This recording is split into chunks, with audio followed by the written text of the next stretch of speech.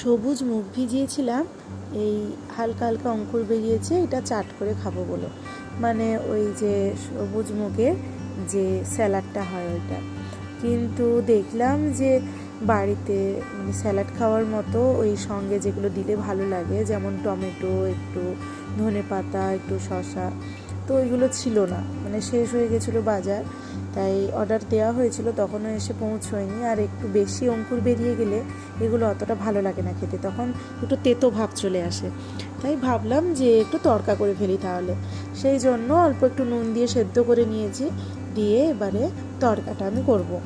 অন্য কোনো দিন আমি আবার এই সবুজ মুগ ভিজিয়ে যখন স্যালাড করব বা চাট তৈরি করব, তখন ওই ভিডিওটা তোমাদের সাথে শেয়ার করব। এই দেখো আমি এবারে তড়কা চাপিয়ে দিয়েছি। কড়াইটা গরম করে নিয়ে একটু সর্ষের তেল অল্প দিয়ে, তারপর তেলটা গরম হয়ে গেলে আমি একটু জিরে আর শুকনো লঙ্কা আমি ফোড়ন দিয়ে দেবো। তারপর সুন্দর একটা গন্ধ বেরোবে। তারপর একটু পেঁয়াজ কুচিয়ে রাখা পেঁয়াজ আর আদা বাটা, রসুন বাটা এগুলো দিয়ে একটু ভালো করে কষাতে হবে মশলাটা। তবে এই তড়কাটা আমি একটু অন্যভাবে করেছি, মানে পেঁয়াজ কুচিটা দেওয়ার আগে আমি এই গরম তেলে লঙ্কা গুঁড়ো, ধনে গুঁড়ো, জিরে গুঁড়ো, মানে যা যা গুঁড়ো মশলাগুলো আমি রান্না ইউজ করব, সেই যেগুলো ইউজ করেছি সেগুলো গরম তেলেই দিয়েছি। তাতেও একটা সুন্দর ফ্লেভার আসে আর রান্নার টেস্টটাও অন্য রকমের হয়। তারপর পেঁয়াজগুলো দিয়ে একটু পরিমাণ মতো লবণ দিলাম, পেঁয়াজটা একটু নরম নরম হয়ে যাবে। আর এই যে আদা বাটা আমার শেষ হয়ে গেছিলো, তাই এই রেডিমেড মাদার্সের আদা বাটাটা আমি ইউজ করছি, জিঞ্জার পেস্টটা। কারণ হ্যাঁ, আমি আদা আর রসুনের পেস্টটা ইমার্জেন্সি পারপাসে রাখি ফ্রিজে, আর না হলে আমি বাড়িতেই বেটে রাখি। ওইটা শেষ হয়ে গেলে বা তাড়াহুড়োতে হয়তো করার সময় হয় না যখন, তখন আমি ওই প্যাকেটের পেস্টটা ইউজ করি কখনো কখনো। তারপর খেয়াল হলো যে একটু ডিম তড়কা করবই ভেবেছিলাম, কিন্তু ডিমটা ভেজে নেওয়া হয়নি। তাই আমি মশলাটা কষতে কষতে মশলাটা এক সাইডে করে দিয়ে, আর ওই কড়াইতেই আমি যে মশলা থেকে তেলটা বেরিয়ে আসছিলো ওতেই আমি ডিমটা ফেটিয়ে নিয়ে দুটো ডিম একটু ভুজিয়া করে নেব। তারপর ভুজিয়াটা হয়ে গেলে ভুজিয়াটা তুলে রাখবো। তারপর মশলাটা আর যতটুকু কষাতে বাকি আছে কষিয়ে নিয়ে তড়কাটা করে নিয়ে তারপর ভুজিয়াটা আমি অ্যাড করব। খুবই সিম্পলভাবে আমি রান্নাটা করেছি, আর এমন কিছু অসাধারণ রান্না আমি করিনি যদিও, কিন্তু এই সাধারণ সহজ সরলভাবে যেটাই আমি করেছি সেটাই তোমাদের সাথে শেয়ার করলাম। কেমন লাগলো তোমাদের আমাকে জানিও কমেন্ট করে।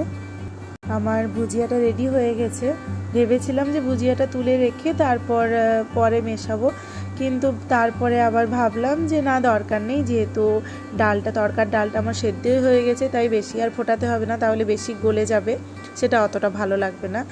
তাই তড়কার ডালটা দিয়ে আর ওই ডিম আর মশলার সাথে আর একটু ভালো করে কষিয়ে নিচ্ছি। আর তোমাদের তুমি বলেইছিলাম যে এই যে চাট খাবো বলে আমি সবুজ মুগটা ভিজিয়েছিলাম, একটু অঙ্কুর বেরিয়েছিল, ওই রকম অবস্থায় চাট খেতে ভালো লাগে, কিন্তু টমেটো কিছু ছিল না, শেষ হয়ে গেছিলো। তাই এই যে দেখো, কিন্তু একটু টমেটো না দিলেও তো ভালো লাগে না তড়কায়, সেই জন্য আমি একটু টমেটো কেচাপ ইউজ করেছি এই তড়কাটায়।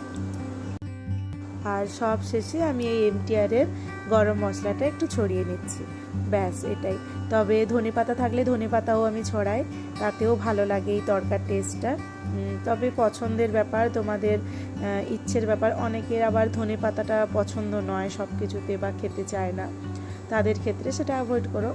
আর আমরা তো ধনেপাতা খুবই পছন্দ করি, সেই জন্য ধনেপাতা থাকলেও আমি এরকম ডালে, তড়কায় বা চিকেন সব কিছুতেই তো ধনেপাতাটা আমি লাস্টে একটু অ্যাড করি, সেটা স্বাদ গন্ধ দুটোই ভালো লাগে।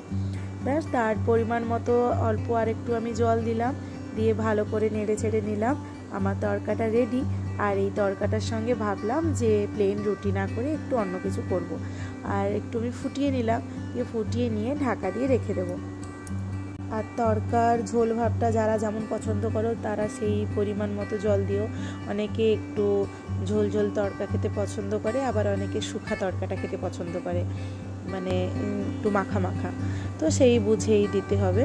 তারপর ভাবলাম যে আমি তড়কাটার সাথে আজকে আর প্লেন রুটি করব না, কিন্তু রুটির আটা তো মাখা হয়ে গেছিলো, আর সেই জন্য দেখো আমি একটু এই ভিতরে আমার একটু কড়াইশুঁটির পুর করা ছিল। তো কড়াইশুঁটি তো এখন প্রায় শেষের পথে, তাও আমাদের এদিকে পাওয়া যাচ্ছে।